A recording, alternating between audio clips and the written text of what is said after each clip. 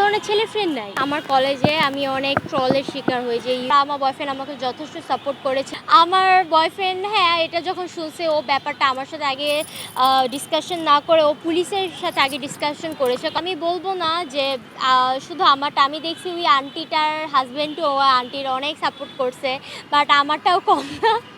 আমার বয়ফ্রেন্ড এটা যখন শুনছে ও ব্যাপারটা আমার সাথে আগে ডিসকাশন না করে ও পুলিশের সাথে আগে ডিসকাশন করেছে, কারণ এটা ও ঠিক মনে করেছে।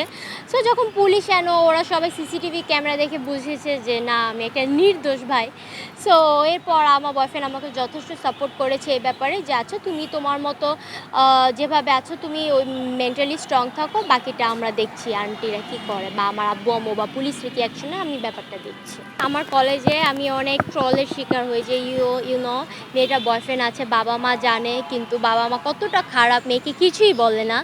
আন্টি আঙ্কেল, আপনি যদি এইটা মানতে পারেন যে আপনার একটা মেয়ের ছেলে বেস্ট ফ্রেন্ড থাকতে পারে, ছেলে ফ্রেন্ড থাকতে পারে, মেয়ে ফ্রেন্ড থাকতে পারে, সো আমি এটা বলাতে কি প্রবলেম হয়েছে? আমার তো কোনো ধরনের ছেলে ফ্রেন্ড নাই, যা আছে আমি সেটা বলছি।